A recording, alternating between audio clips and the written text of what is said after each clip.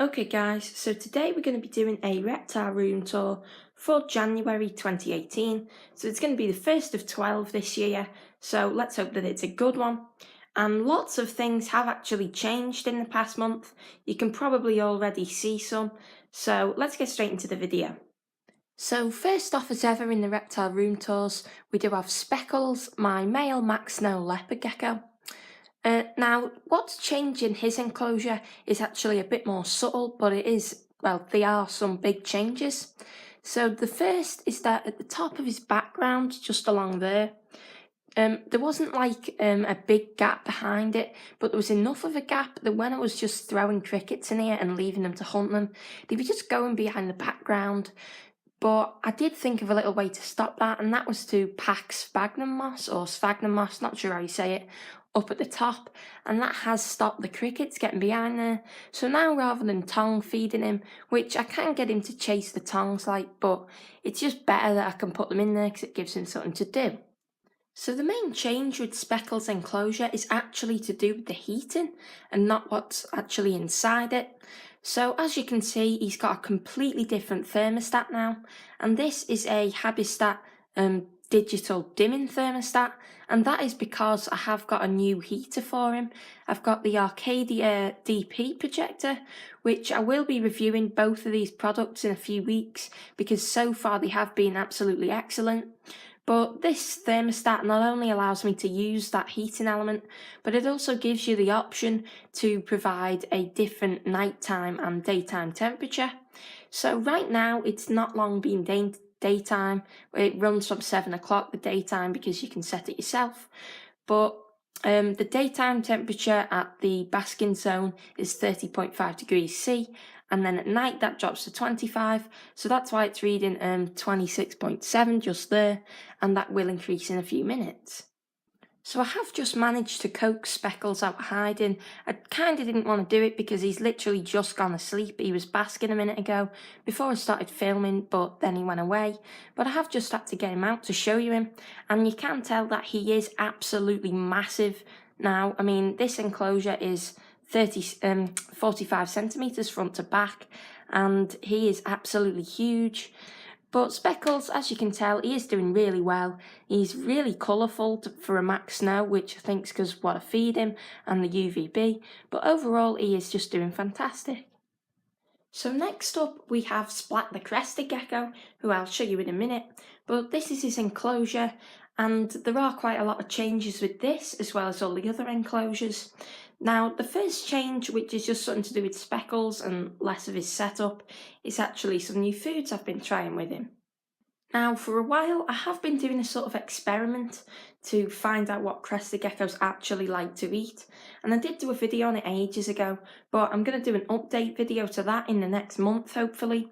But part of this, I have got some different foods to try him with, and both of them he's so far liked, and these foods are the Pangea with Insects formula and Arcadia Jelly Pot Fruit Buzz Gold.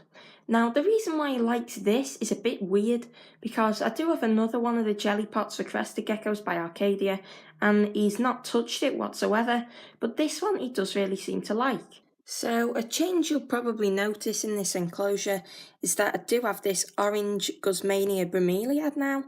I did actually have a Boston fern here, but it wasn't really growing, and I sort of didn't have any cover around this area, so I wanted to get something that I knew would grow and would provide more cover around his food bowl, so I got that and it's doing well. Down the front here, the Pilea is pretty much all gone, and the white veined Fittonia all got burnt because this is under where Splat TVB bulb is. But I did move a piece of the white Fittonia over here, and if it grows well, then I'll move what else is left. Then we do have this vine is growing quite well, the Pothos vine, and another vine of it back there I've been training, and that's providing more cover. Then finally with the plants, this big inflorescence from the Guzmania is properly dying back now, but the pup is doing really well. So I am now filming through the glass of Speckles Viv just to actually see him here because he is in a funny position, and if I try and get him out like that, he's just going to go into the plants, so there's not much point me trying. But this is about as good a view as you're going to get of him this month.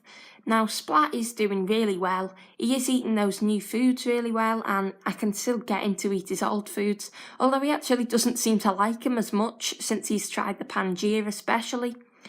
But in the past year, Splat has actually put on 42 grams, which, if you don't know crested geckos, that is an amazing amount, so he is doing really well. So last but certainly not least as ever in this reptile room tour is Red the corn snake. Now if you've not watched the video on this enclosure, you won't know that I have changed it to being bioactive now, which is a change I've wanted to make for a long time, and I'm very glad that it's done because it's just, in my opinion, much better for the animals.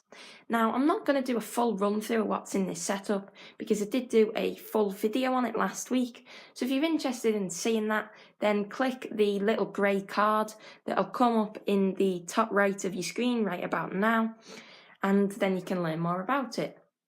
So I did say in that past video that there were some changes going to be happening, and I was hoping that they would have been changed by now because I did order an extra LED light for this just to light up the front a bit, because as you saw it was quite dark, and also there is a little plant just hidden there that is in complete darkness pretty much. But unfortunately the order with all the stuff in, as it did have some wood lice as well that were going to be more custodians in this setup, it's been about a week and I've not heard anything about it, which is irritating because I'm probably going to have to chase it up now. So unfortunately not much has happened since that last video. But Red himself is doing absolutely fantastic in this setup. Compared to his old setup, he is begging to come out far less. He used to, sort of where you saw it a minute ago, there's like a rectangle in the middle where the doors meet, and he could prop himself up on that, and what he was doing was coming over to the front and sort of leaning on it, and then sort of waiting for me to take him out. But since he's been in here, and he's been in here for almost 2 weeks now, he hasn't done that once. So obviously his setup is more interesting for him, probably with all the new smells and whatever. I have fed him since being in this setup, and his strike was actually really good. He's always sort of struck for the past year. At first I couldn't get him to do it for a long time, but he does strike now. But the strike he did in this setup was like really clean and really quick, probably the best he's ever done.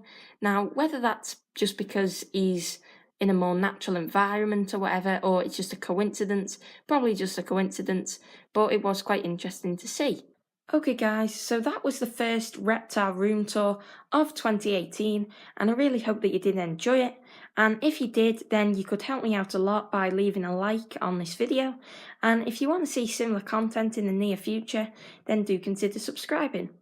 So if you do subscribe, I will see you in the next video. Bye guys.